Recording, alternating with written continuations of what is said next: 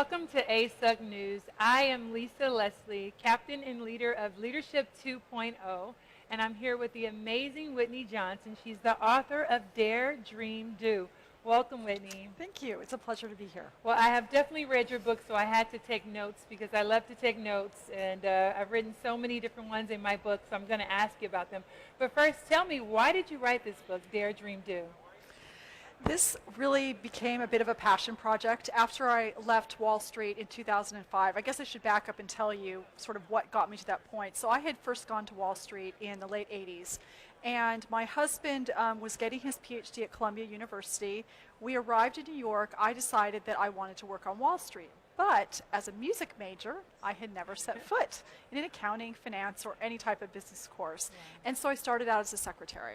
Now, a few months in, as a secretary, I sat across from this bullpen. I listened to all these young, up-and-coming stockbrokers who wanted to become masters of the universe, and I would hear them say things like, "It doesn't take a rocket scientist to know that this is a great trade, and throw down your pom-poms and get in the game."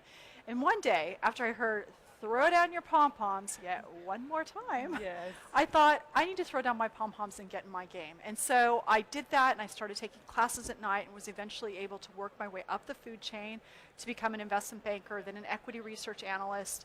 And then in 2005, I was at the top of my game, a double-ranked analyst, and I left. And now, having time on my hands, because I wasn't working 80-plus hours a week, I started asking people, friends of mine in particular, "What's your dream?" And these were bright, interesting, intelligent women, and frequently they would say to me, "I don't have a dream," or "I'm not sure it's my privilege to dream." And I was so saddened by that. I just thought, you're so capable, you're so competent, I'm learning so much from you. How can you not believe it's your privilege to dream? And so as a consequence of that, I just thought, I have to build a case. And that's how my blog started. I just started, this is why you need to dream, this is important. And over time, that became the inspiration for the book. Now, I did read through your blog. I read on your website, and you talk about disrupting yourself or disruptive behavior. How do those two concepts, first tell us about what disrupt yourself means, and then how those two concepts sort of marry together with your book? It's a great question, and what's interesting is that, so disruptive innovation is a term coined by Clay Christensen of the Harvard Business School. It's to describe a low-end or new market innovation that eventually upends an industry. So you've got, for example, a low-end disruptor, think Japan, Korean automakers. They start at the low end of the market, then they eventually, in the pursuit of profit, move up market, doing higher performance, higher margin products. The established competitors, like US automakers, could aggressively defend against them, but they don't, because they themselves want to move up market to higher margin products. And then one day they discover that they should have gone down because now it's too late and they've been disrupted and upended. So that's the basic idea of disruptive innovation, low-end new market innovation that upends an industry. I first came upon that when I was still a sell-side analyst on Wall Street and realized that this is what was happening in industries over and over. But as I studied this more and more, I realized that in fact companies don't disrupt, people do. And I wanted to understand, okay, what does personal disruption look like? So now the question becomes, how does this all fit into that? For me, I've realized that dreaming is about hope, and dreaming is at the heart of disruption, because disruption at its most fundamental is about becoming unstuck when you're stuck. Right. And you can't become unstuck unless you have hope and unless you're dreaming. So my question then is, how do you get started if you have a person out there who maybe they're in a job that they like, maybe they don't love it, but they know that they've had these big dreams? How do you get started with disrupting yourself to get to that ultimate, that place of doing where you're doing the dream that you love? Yeah, great question. I think it depends. I mean, one of the things that happens is whenever you're working, let's take for a job as a very concrete example, whenever you're working, you're hiring your job to do the functional job of putting food on the table, but you're also hiring it to do an emotional and social sorts of things. It feels good to you, you feel like you're contributing to the world. If in your current job you feel like there isn't much more to learn, which I discovered on Wall Street, and you're not feeling very satisfied, then you may need to disrupt yourself, because if you don't, you've effectively, your plateau Right. has become a precipice. And if you don't disrupt yourself, someone else will disrupt you. And you can always manage that change of jumping from one idea or one thing you're doing to another when you've decided to, when you yourself are the agent of change rather than the change being agenting on you. So for me, Whitney, when I was reading your book, I was thinking I'm so goal-oriented. I always write down all these goals. And even when I'm in the moment of achieving one goal, I still have something else written down to do.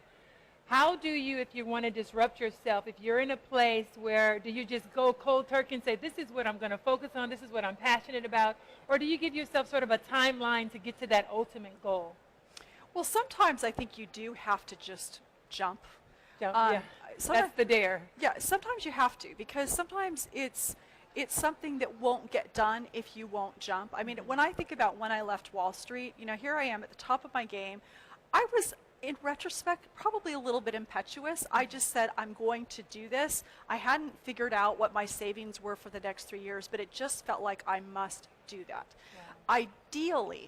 Ideally, you will do some planning, both financial and emotional, and make plans. Sometimes you can't, and sometimes it's more important that you jump and take the risk.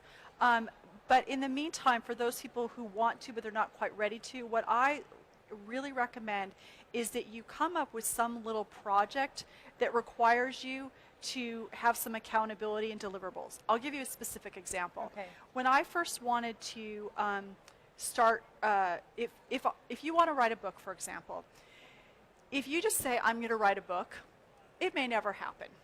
But if you say to yourself, well, I'm going to write a book, and I'm going to start blogging once a week, and once you have a blog and you have even 50 people following you, you have customers or accountability.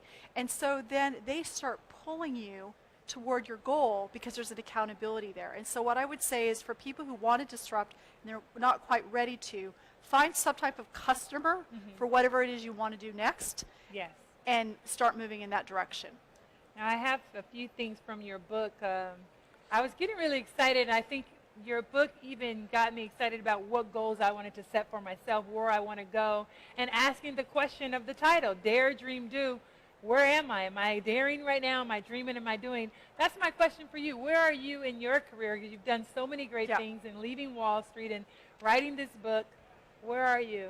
Yeah, so and is there just one correct answer to that question? Well, that's the important point. There really isn't a correct answer. Okay. I think that the reason that I like to ask that question is it helps me understand where we might be stuck, because I know some people who are really good at executing. Like, once they know what the dream is, and you say to them, go make this happen, they can get it done. I know some people who have lots of dreams, but they can't execute. Yeah. And I know some people who are willing to dare, they're willing to jump off the cliff, but they have no idea what they're daring for, or what, you know. So again, I think it can be any of those three. To your question, I would say right now, last year was a bit of the dare, this year is much more of the do. And the way I know that there's a do is that whenever someone says to me, what are the 2 or 3 things that you want to happen this year? I could tell them very articulately, or not articulately, well, maybe not articulately. I could tell them very succinctly what it is I want to do. And so that tells me that I'm in a do phase. Okay. And in your book, you talk about giving more meaning to your life, for us to give more meaning to our life. If there's a person in a position that's not fulfilling their dreams, how do you suggest they start that disrupting themselves? Okay. Well, so it's interesting that you picked up on that, you know, dreaming, giving meaning to your life. I think that maybe one way actually is the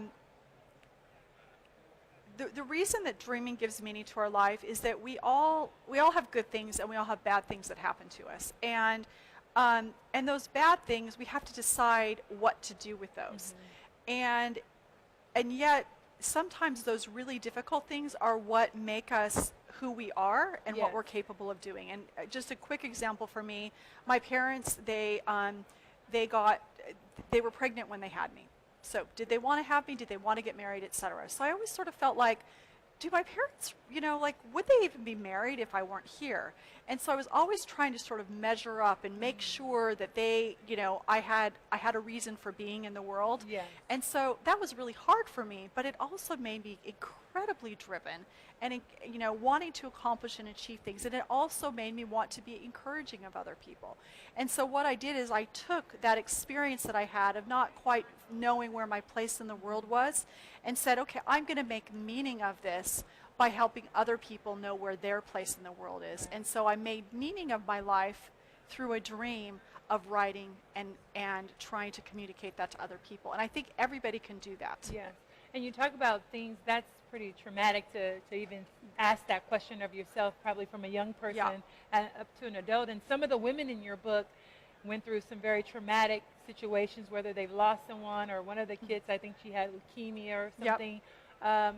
Does it have to be something so, what do you say, traumatic and life-changing for a person to really recognize that they want to disrupt themselves? No, I think that sometimes we just need to have bigger than life experiences to talk about to help people sort of get, as I like to say, Texas big, to get someone's attention. But I think that sometimes that sense of that you need to do something different can come in the form of just ennui or boredom of, I'm kind of stuck. Yeah. And so I can stay here. And that happens a lot to people once they're sort of in their late 40s and early 50s. Yeah. And partly when they turn 40. I mean, the midlife crisis doesn't come from nowhere. Right. It's that sense of, okay, what am I going to do for my life to have meaning? Well, I know I have so many questions and we don't have enough time for everything, but I first want to encourage all of you out there to pick up this book if you have not. It's great, Dare, Dream, Do by Whitney Johnson. And I love the question that you posed the last page of your book. It says, what's the one small thing you'll do today to dream? And, for me, myself, I went back and wrote down a few goals that I wanted to achieve just from reading your book. So thank you for your inspiration. Thank you all out there at ASUG News for supporting us. And don't forget to pick up this book. It's great. Thank you, Whitney. We appreciate having you. Thanks.